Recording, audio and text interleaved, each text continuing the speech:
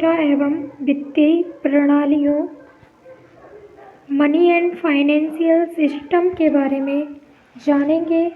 आज हम पढ़ेंगे अर्थव्यवस्था में वित्त की भूमिका। आइए देखते हैं वित्त का अर्थ। वित्त का संबंध व्यक्तियों एवं संस्थाओं की आय एवं व्यय तथा उनके पारस्परिक समायोजन से होता है। अन्य शब्दों में वित्त के अंतर्गत निजी व्यक्तियों एवं परिवारों, उद्योग एवं व्यापार, कृषि, सेवा, सरकार एवं अन्य संस्थाओं के आय की प्राप्ति एवं उनके व्यय से संबंधित समस्याओं का अध्ययन किया जाता है। यह विभिन्न स्रोतों से विभिन्न अवधियों के लिए वांछित मात्रा में मौद्रिक संसाधनों के एकत्रीकरण, उनके प्रभावपूर्ण उपभोग एवं मितव्ययी और लाभदायक विनियोग से संबंधित है। इस तरह वित्त इस तथ्य का अध्ययन करता है कि व्यक्ति, संस्थाएं एवं व्यवसाय किस प्रकार मुद्रा एवं अन्य वित्तीय संसाधनों को प्राप्त करते हैं तथा उनका विनियोग करते हैं। हसबैंड एवं डोकीरे के अनुसार आर्थिक गतिविधि के निर्बाध संचालन एवं निर्देशन हेतु किसी एक साधन की आवश्यकता होती है। वित्त ही वह साधन है जो इस कार्य को पूरा करता है। इस तरह वित्त आर्थिक एवं व्यावसायिक गतिविधि संचालित करने वाला एक साधन है जिसके माध्यम से कोई भी प्रतिष्ठान अपने आर्थिक उद्देश्यों की पूर्ति हेतु संसाधन जुटा सकता है। वित्त की समष्टिगत एवं व्यष्टिगत व्याख्या भी की जा सकती है। समष्टि स्तर पर वित्त के अंतर्गत इस बात का अध्ययन किया जाता है कि किसी देश में वित्तीय मध्यस्थ, वित्त बाजार तथा नीति नियंता किस प्रकार पारस्परिक क्रिया करते हैं तथा किस तरह देश की वित्तीय प्रणाली संचालित होती है। व्यष्टि स्तर पर व्यक्तिगत वित्त के अंतर्गत इस बात का अध्ययन किया जाता है कि व्यक्ति किस प्रकार आवश्यक धनराशि प्राप्त कर उसका लाभदायक विनियोग करता है, वित्तीय आकस्मिकता के लिए स्वयं को तैयार करता है, मृत्यु से संरक्षित हेतु स्वयं का बीमा कराता है तथा बीमा पॉलिसियों के माध्यम से अपनी संपत्ति एवं संचित धन को संरक्षित करता है। इस तरह यह निजी व्यक्तियों की आय एवं बचत तथा उनके द्वारा किए जाने वाले विविध व्यय विनियोगों के अध्ययन से संबंधित है। अन्य शब्दों में इसके अंतर्गत व्यक्ति के बचत, विनियोग एवं उधार का अध्ययन किया जाता है।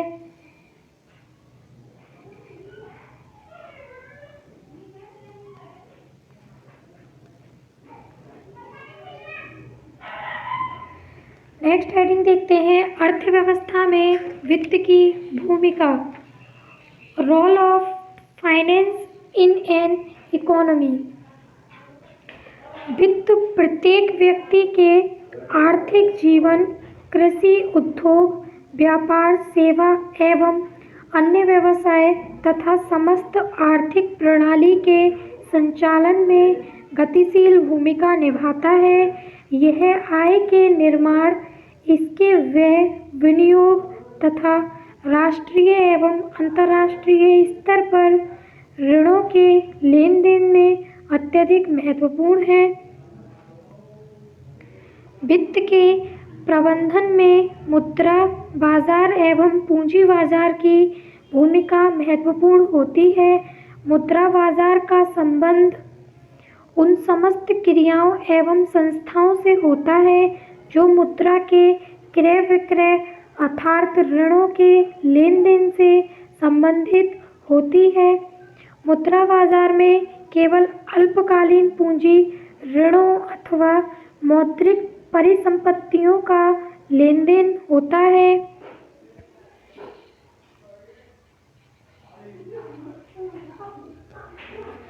नेक्स्ट हम देखते हैं वित्त के प्रकार। यह 3 प्रकार के होते हैं: अल्पकालीन वित्त, मध्यकालीन वित्त, दीर्घकालीन वित्त। अल्पकालीन वित्त अल्पकालीन ऋणों की अवधि प्रायः 1 वर्ष अथवा उससे कम होती है। अल्पकालीन ऋणों की आवश्यकता कृषकों, व्यापारियों, उद्यमियों तथा निजी व्यक्तियों को पड़ती है। कृषकों को बीज, उर्वरक व चारा खरीदने, मजदूरी व लगान चुकाने, फसल की बिक्री करने, कुछ प्रकार के पारिवारिक व्यय तथा अन्य चालू आवश्यकताओं को पूरा करने के लिए अल्पकालीन साख की आवश्यकता पड़ती है। उद्यमियों को अल्पकालीन वित्त की आवश्यकता कच्चा माल खरीदने, श्रमिकों की मजदूरी का भुगतान करने,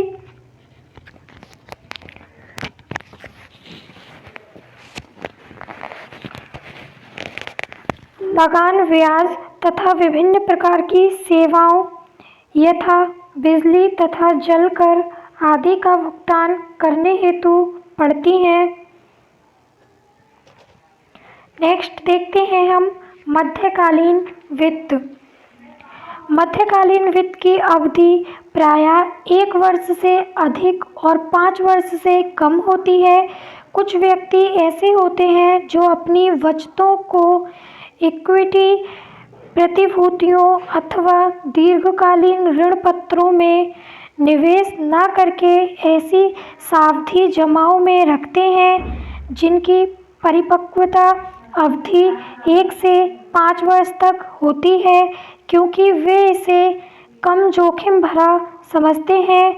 इस तरह की सावधि जमाएं वाणिज्य बैंकों तथा कुछ हद तक विकास बैंकों में की जाती हैं। इन जमाओं पर ब्याज की दरें परिपक्वता अवधि के अनुरूप निर्धारित की जाती हैं। परिपक्वता अवधि अधिक होने पर ब्याज की दर भी अधिक होती है। नेक्स्ट देखते हैं दीर्घकालीन वित्त। दीर्घकालीन वित्त की आवश्यकता कृषकों एवं व्यवसायियों को अपने व्यवसाय के संचालन हेतु पड़ती है। दीर्घकालीन वित्त 5 वर्ष से अधिक अवधि के और प्रायः 10 से 20 वर्ष तक के लिए प्राप्त किए जाते हैं। कृषकों द्वारा ऐसे ऋण प्रायः भूमि क्रय करने, भूमि पर स्थायी सुधार करने, महंगे कृषि यंत्र, ट्रैक्टर आदि खरीदने तथा अन्य पूंजीगत व्यय हेतु लिए जाते हैं। उद्यमियों को दीर्घकालीन वित्त की आवश्यकता कारखाने की बिल्डिंग बनाने, मशीनरी खरीदने तथा अन्य पूंजीगत उपकरण क्रय करने आदि के लिए पड़ती है। औद्योगिक वित्त की व्यवस्था की प्रमुख संस्थाएं हैं बैंक, विकास वित्त संस्थाएं, मुद्रा बाजार एवं पूंजी बाजार। नेक्स्ट देखते हैं लोक वित्त एवं निजी वित्त में भेद। Distinction between public and private finance. लोक वित्त तथा निजी वित्त में सामान्यतः ऊपरी तौर पर कोई विशेष भिन्नता दृष्टिगोचर नहीं होती, क्योंकि दोनों का उद्देश्य आय तथा व्यय के बीच सामंजस्य अथवा संतुलन स्थापित करना होता है। दोनों की समस्याएं एक सी हैं तथा दोनों का उद्देश्य अपनी आय तथा व्यय से अधिकतम संतोष प्राप्त करना होता है। फर्स्ट हेडिंग, आय तथा व्यय के समायोजन में भेद। सामान्यतः व्यक्ति अपनी आय के अनुसार व्यय करता है। वह पहले आय को देखता है, फिर उसी के अनुसार अपने व्यय को निर्धारित करता है। इसके विपरीत सरकार पहले अपना व्यय निश्चित कर लेती है, फिर उस व्यय के अनुसार आय के साधन जुटाने की व्यवस्था करती है। परंतु दोनों ही वित्त व्यवस्थाएं अनेक व्यावहारिक कठिनाइयों के कारण सदैव ही उपयुक्त सिद्धांतों के अनुरूप नहीं चल पाती हैं। कभी कभी व्यक्ति को कुछ विशेष अवसरों पर अपनी आय से अधिक व्यय करना पड़ता है।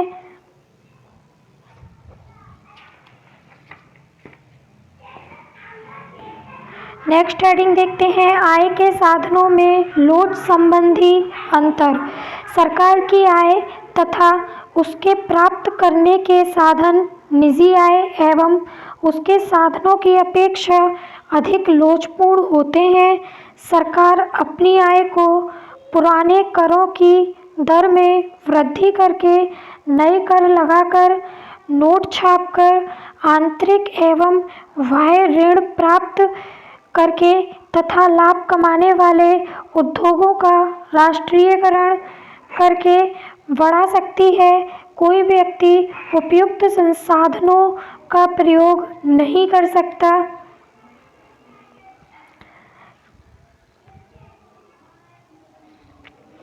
नेक्स्ट हेडिंग, बजट की प्रकृति में अंतर। एक व्यक्ति के बजट का अतिरेक होना उस व्यक्ति की कुशलता एवं दूरदर्शिता का प्रमाण समझा जाता है, जबकि सरकार के बजट में अतिरेक का होना वित्त मंत्री की अकुशलता को प्रदर्शित करता है। सरकार के अतिरेक बजट का अर्थ है उच्च स्तरीय कराधान तथा निम्न स्तरीय व्यय। ये स्थितियां एक जनहितकारी सरकार के लिए उचित नहीं समझी जाती हैं।